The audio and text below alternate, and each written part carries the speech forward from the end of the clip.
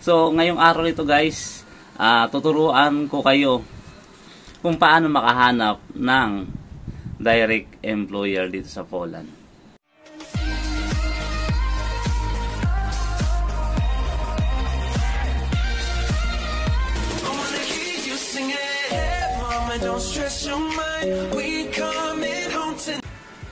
Hi guys, magandang araw mga OFW. So, saang panig ka man ng mundo ngayon na naway pagpalain pa tayo ng malakas na katawan para sa ating pamilya. So, ngayong araw ito guys, tuturuan ko kayo kung paano makahanap ng direct employer dito sa Poland. Tama guys ang narinig nyo. Huwag na ho kayong mag-apply sa agency. Kung nasa agency man kayo ngayon, panoorin nyo itong video to.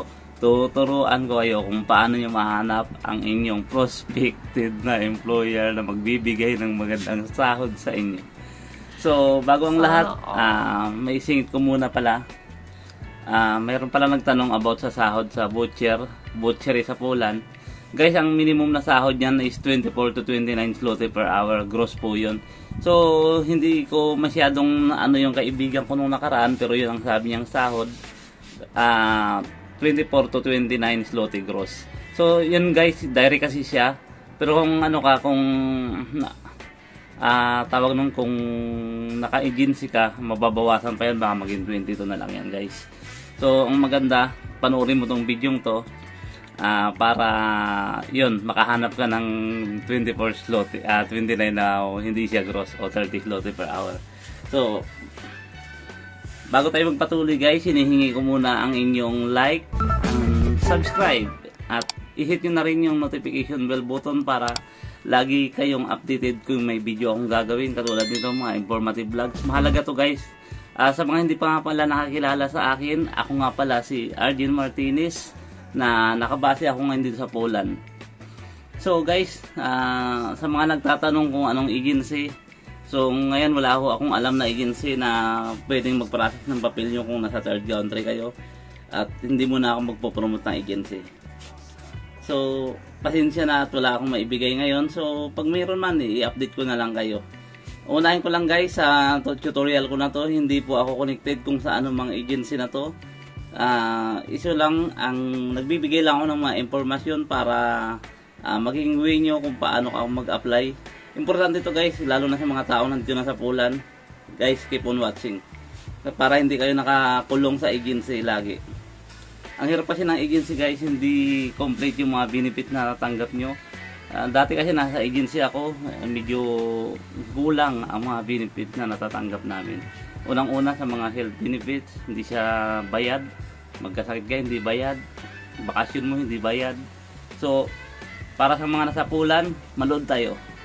Ito na ang hinihintay nyo, at matagal na to sa comment section na kung ano daw ba ang site para mahanap ang employment contract. Sige guys, simulan na tayo dahil nakapag-subscribe na kayo. Simulan na tayo. Okay guys, magsimula na tayo. Pumunta lang kayo guys sa inyong Google account, Google. I-type nyo ang OLXPL/Prasa. Yan guys, din guys. Tapos yan, nakalagay guys, OLX Poland. Click nyo yan. Yan na, makikita nyo na kagad guys. Hanapin nyo lang kung anong kategorya nandyan kayo. Yung location, pwede mong i-search. Ako hindi na, hanapin ko na lang isa-isa yan para makita nyo. Ito guys, tingnan nyo guys. Employment contract nakalagay. Teacher, childhood education, elementary education, employment contract. Diyan mo siya mahanap guys. Hanap pa tayo. Meron din nakalagay dito, nakalagay din dyan kung mandate yung contract na hinahanap nyo o kung employment. Ito kung employment din, security workers register and line monitoring. Nakalagay din dyan employment contract guys. Dyan siya mahanap. Tapos ito, para sa mga cook dyan, mga kitchen helper or ano pa man, 5,000 to 8,000 PLN gross. Sa Warsaw to, Warsaw Ola guys. Warsaw Wola. Bola kasi ang basa dyan sa mga police. Employment contract, contract of self-employed, other. Mamimili ka guys, binibigyan ka ng pagkakataon. Mamili. So, yan, nakalagay din kung mandate contract. Ito, employment contract din. Yan, cash, sales area, employment contract. Yan, hinahanap. McDonald's. Sa Katowice ito guys, McDonald's. Yan, employment contract siya guys. So, mamili lang kayo kung employment contract. Yan. Internal working operation, contract of bandit, wag ka dyan, pangit yan. Ito, we are hiring bakers, confectioner, 5,000 to 5,700 monthly gross. Employment contract din siya, or mandate contract, mamimili ka kung ano. Tapos may ano dyan, number guys, pangalawa lang ulit. Pindot lang kayo ulit.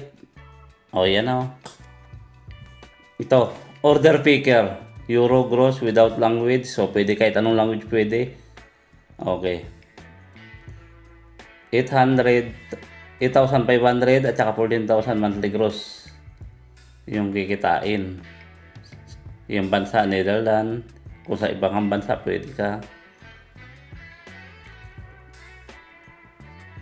Ito dito sa Poland, no? Garbage cleaner. Employment contract din siya, guys. Maraming work din sa Poland, pwede ka talagang maghanap. Ito, international driver category, CE. Pag nasa Poland ka na, may driver ka. Employment contract guys, ang laki ng sahod, 8,500 to 11,000 PLN gross. Tapos contraction foreman, sa Germany naman to, pero employment mo sa Poland.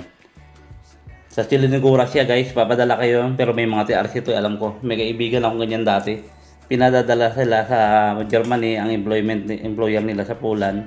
Tapos employment contract yan sila guys. Tapos ang laki ng sahod, 20 to 30 zloty per hour, per month, 30,000, 20,000.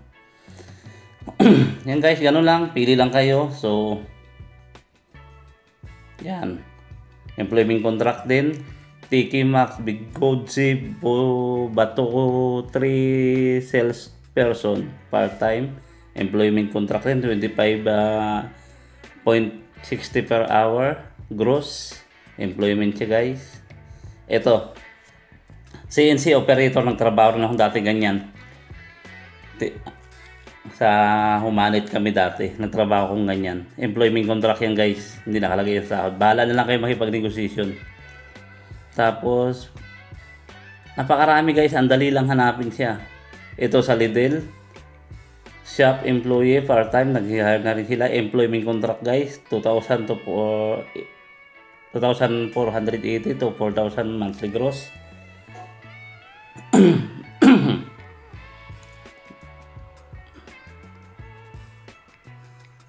Ito rin, employment contract din, sa Poznan lang to guys. I will hire the refrigeration mechanic, high earning benefits, Poznan. Sa Poznan siya guys. Employment contract din, napakaganda. Yan guys, ganito lang o, hanap pa tayo guys. Number 10, handaan yan guys, handamihin natin. Cashier, salesman, yan diba? Employment contract din o contract of bandit. Car wash employee, 4,500, 6,500 monthly gross. Sa Warsaw, employment contract to guys. I-click nyo na yung ano, wag nyo nang palagpasin kung mapanood nyo to, kung gusto nyo mag-apply dyan. No.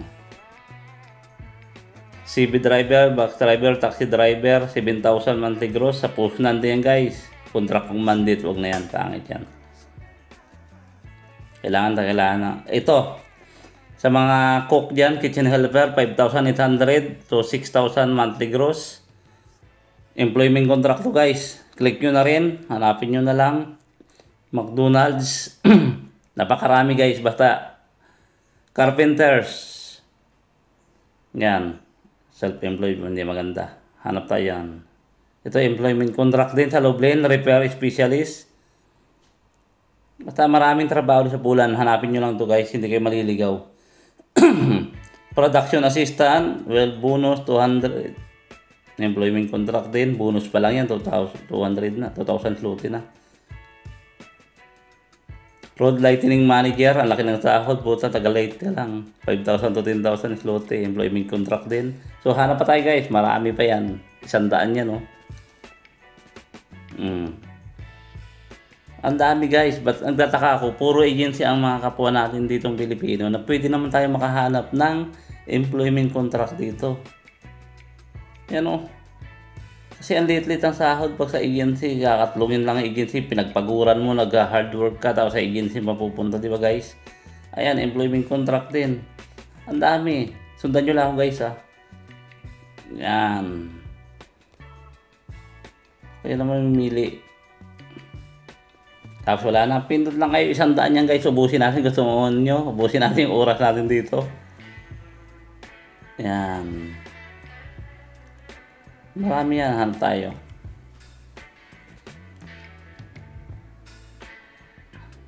Yan, 27 PLN, 27,000 monthly gross. Ang dami guys. Kaya huwag kayong mag-agency.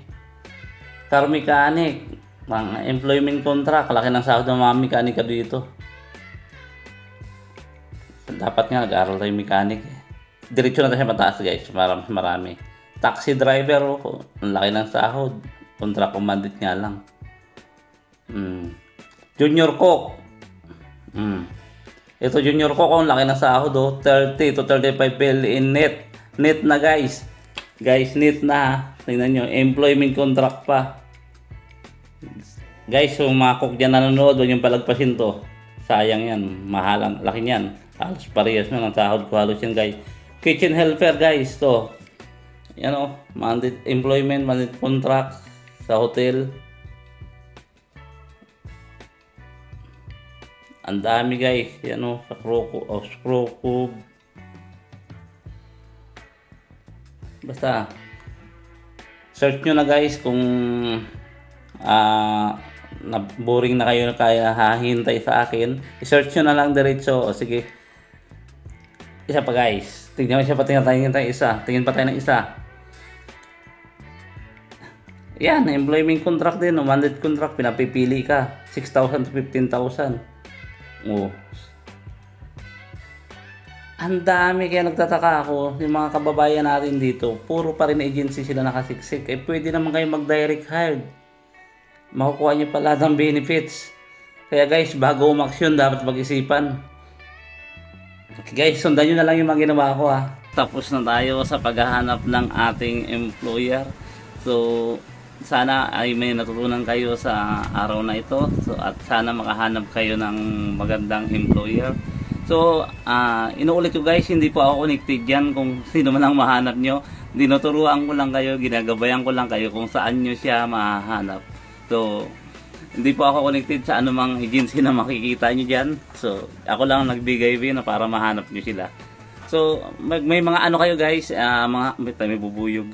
Pag may mga suggestion kayo o comment, pwede kayo mag-comment guys. Sa Malaya na tayong mag-comment ngayon. So, para kung ano pang sunod na content natin. Bago tayo magtapos guys, sasamantalahin ko na magkakataon para makapagpasalamat sa mga bagong subscriber natin at sa mga dating subscriber natin. Maraming salamat sa inyo guys. At sa mga bago pa lang na napadaan, so subscribe agad guys, kasi ito ay informative na lagi kong sinasabi sa inyo. Hindi ako magbibigay ng mga video hindi makakatulong sa kapwa ko ngayon. Lahat ng video na gagawin ko ay napaka-informative. Kaya guys, subscribe lagi para kung ano mang bagong update dito sa Poland. Dahil nangangarap kayong pumunta ng Poland, subscribe kayo para pwede kayo magtanong sa akin. Ito nga pala guys, pakipollow nyo na rin yung aking page para kung hindi ako makapag-reply sa comment section, doon na kayo sa messenger ko mag-message. Pwede ko ngayon sagutin doon kung may time ako. Ang pangalan pala ng aking Facebook page ay Arnel OFW N Poland. So, ilalagay ko na lang yung link sa description box lagi guys. At saka pa-flash ko na rin sa screen yung aking logo para makita nyo rin at madali nyo mahanap.